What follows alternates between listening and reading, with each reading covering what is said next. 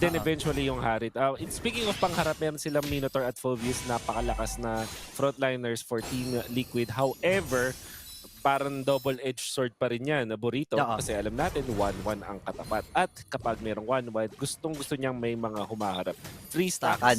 At kung sakaling magti-Trinity build dito with DHS, kumakati rin sa mga tanky heroes ng Team Liquid.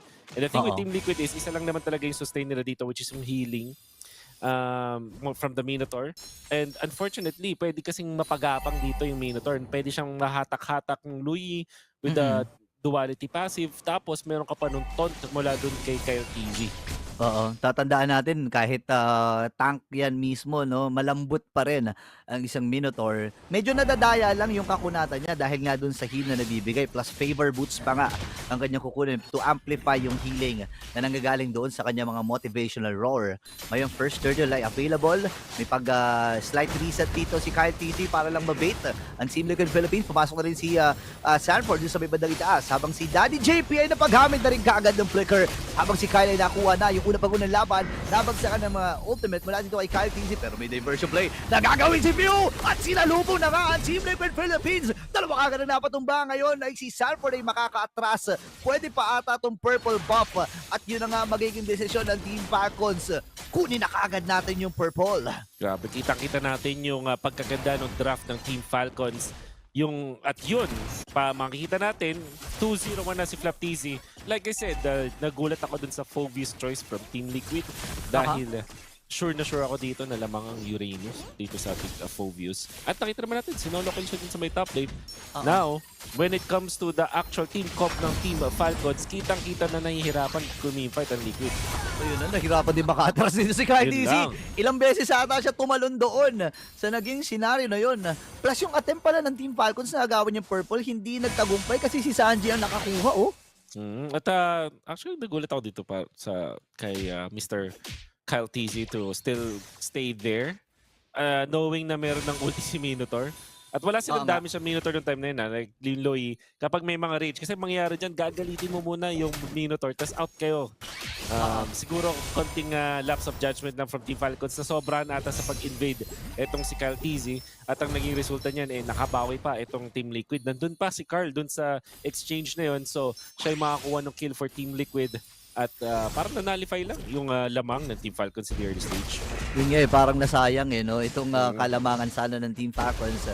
Pero ang Team Liquid ngayon, desidido sila Lalo na itong si Sanford kasi alam niya na, nabanggit mo nga kanina Wolf na lugi pagdating sa poke.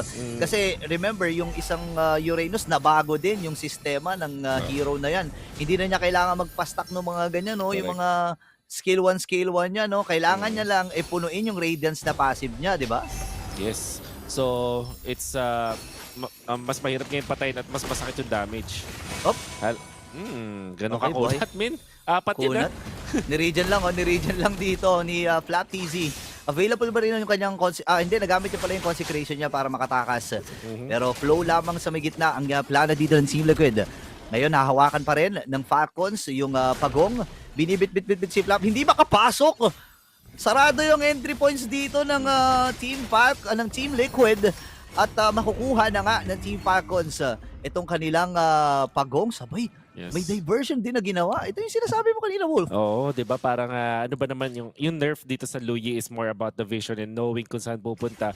Nandun pa rin yung strength niya sa laning stage kapag tama yung hero configuration or yung laning configuration.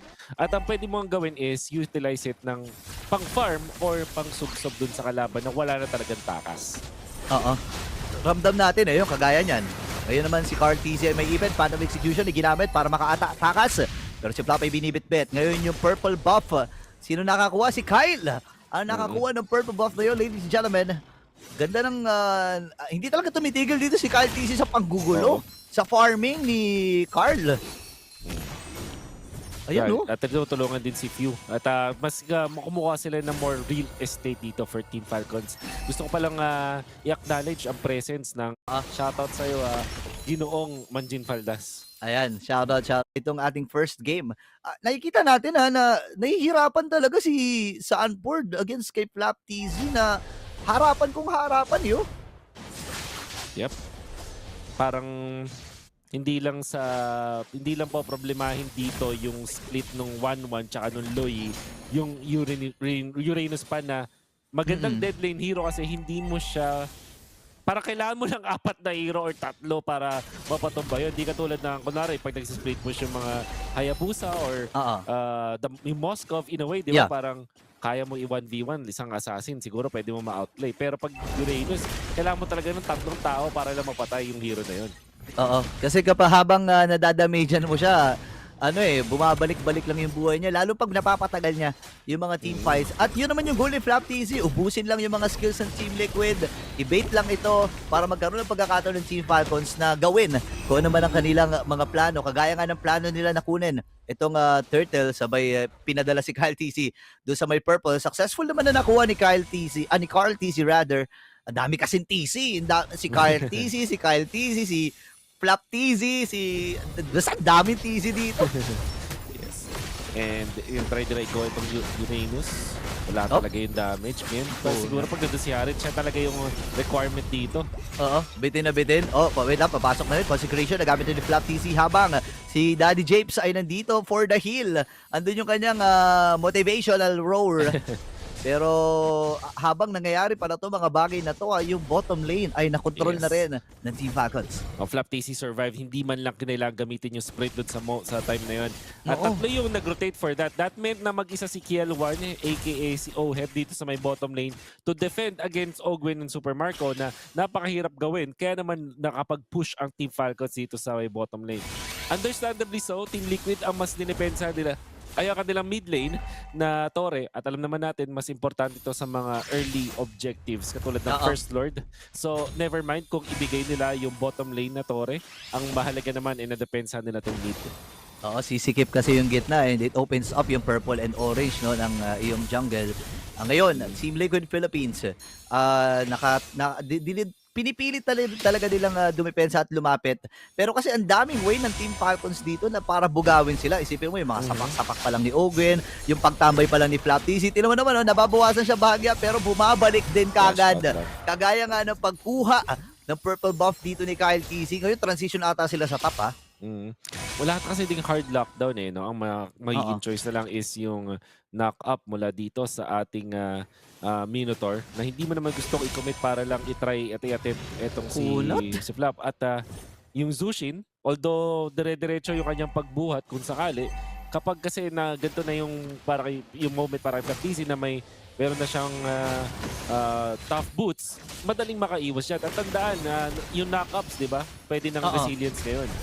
Oo nga yun nga ang problema Ayan na naman yung dispersion rotation. Papasok na si Sanford. Pipilitin niya ata magbigay ng space para sa kanyang mga miyembro habang si Kiel1 ay nandito na rin. Si Flap TZ pinagtulong-tulungan ng 5 miyembro para dito sa Team Liquid Philippines. Ogwen, Super Makmak, 5v5 ba magiging laban? Sino mga nanalo dito sa Retribution? At ang walang iba, kundi si Carl TZ.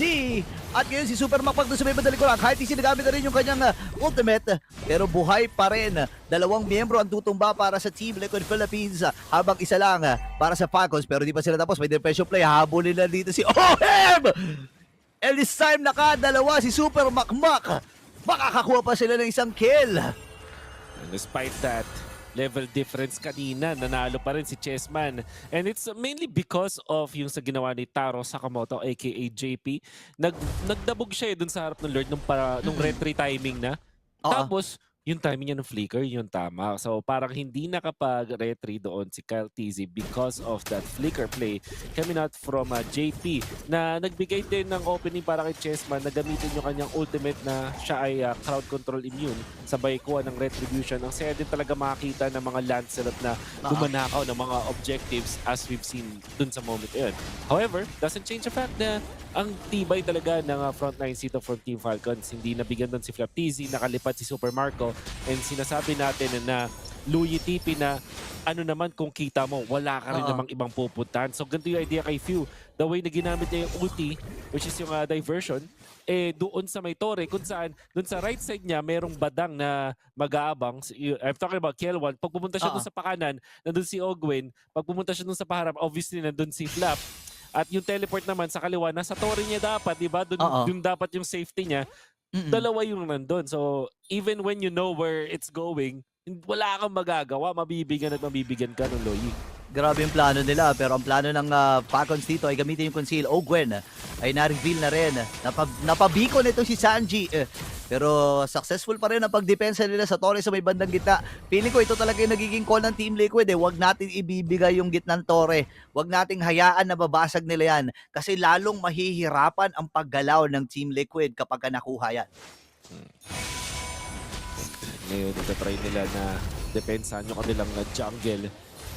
Team Falcons going in for the mid lane. This time, wala Aray! silang pang burst sa 1-1. O yun, nagamit yung flicker ni Few Dispersion and rotation nila, nabitawan na nga rin niya, pero may ipit ata si Sanford. Isasakripiso niya ang kanyang buhay.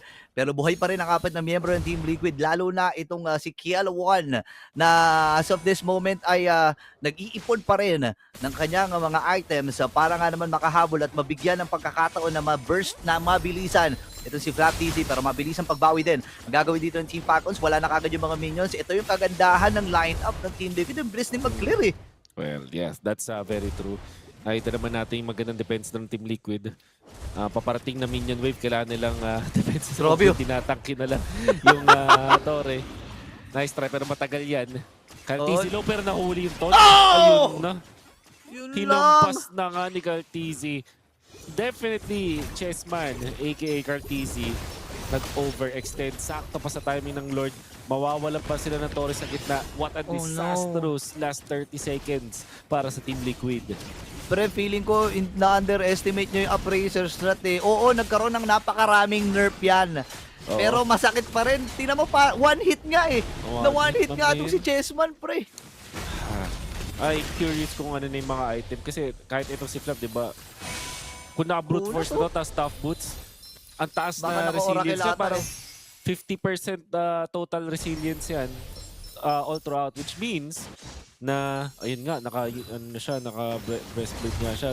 Wala siyang pake dun sa mga knock-up. Doon sa mga mini-stun.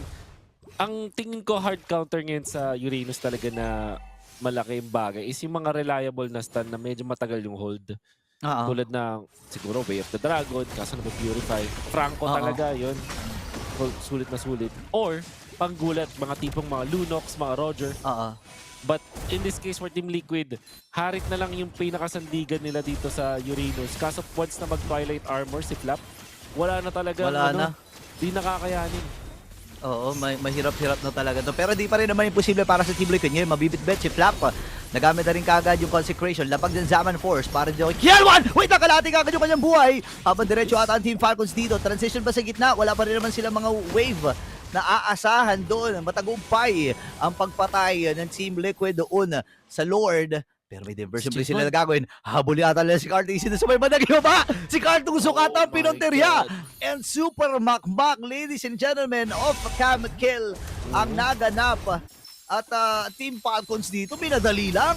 Sa sobrang violente, hindi na pinakita sa camera. Baka Rated maging ano? rated R. Rated Baka maging R. Maging rated R. Ganon katindi yung gank na ginawa ng Falcons. At by the way, Louie na ano pa rin to. Nerf Louie yun. Oo. O yun, wait lang, pumasok na rin. May no one's fury pero walang magiging follow-up. Ipit ata dito si Danny JP, lamang miyembro ay buhay. Habang si Flap, buhay pa rin. Grabe naman. Grabe't matibay talaga. Alam mo, kaka-gym yan eh, kakabuhat ni Flap TC. O yan, siya naman ngayon ang binuhat. Pero mapapatay siya dito ni Sanji. Team Liquid Philippines, buhay pa rin naman. Si Kiel1 na si Taro Sakamoto ang inaantay nila para mabuhay. Matagumpay nilang mapapatay pero merong next wave, may round 2 ata. Round 2. In fact, tatlong lanes ang converging dito. Magkasabay yung top at mid. Yung bottom mamaya pa, yung TTC na Liquid. Nako, kaya ba nilang tiisin? Yung damage, Owen dito buhay pa rin. Down to 30% yung kanya buhay. Pero si Chessman ay kailangan ng matras. Napagsakan din ang pressure shot mula kay Kyle TZ. Diversion play. Patakas na ata dito ang Team Falcons at talagang lumipad papunta sa gitna. Dito ang Falcons. Mamba out ang Team Falcons, sabay-sabay. Gamit nga naman yung teleport ng Louie. Inputin na lang maganda yung kanilang pagdepensa doon. At yung death coming out from Minjo medyo necessary. Kumbaga siya na yung umabsorb nung potential na DPS from Team Falcons. Nag-ubos ng resources nila. Kaya naman napagdepensa sila. Ngayon, problema nila is this Lord. Hindi pa sila kompleto ngayon, Burrito. Nako, tingnan natin ha. Problema nga ito. Sabi ng Wonder Pets pre, problema nga ito eh. Pero yun nata ang nararanasan ngayon ng Team Liquid Philippines. Phantom execution out para kay Chessman. Mahaba-haba pa naman yung oras. Actually, 44 ata, lalabas na yung Lord. Ayan na. Lumabas na nga, 16 minutes and 44 seconds. Parang ang daming po problemahin ng Team Liquid na i-clear dito, pre. Oo. At ngayon, kailangan na makita natin kung malupit ba talaga ang pumirma. Etong si Ayan. Chessman. Kailangan niyang linyahan ng todo-todo to. Kasi kung titignan natin for Team Liquid, wala sila ng mga tipong Eve Farsa na mabilis mag-clear talaga ng lanes Oo. mula sa malayong distansya. Tama. Naku, ito na. Paliliitin ata yung distansya. Team Fazos ngayon. Nagamit na rin yung Fist Crack and Fist Break para dito kay Owen. Pero ready na ata sila mag-base lock. Kasama nila yung Lord dito at hindi ata nila mapipigilan ang pag-angat at paglipad ng Team Falcons para kunin ang game number 1. At kahit magdamag na nag-dash doon si Carl TZ,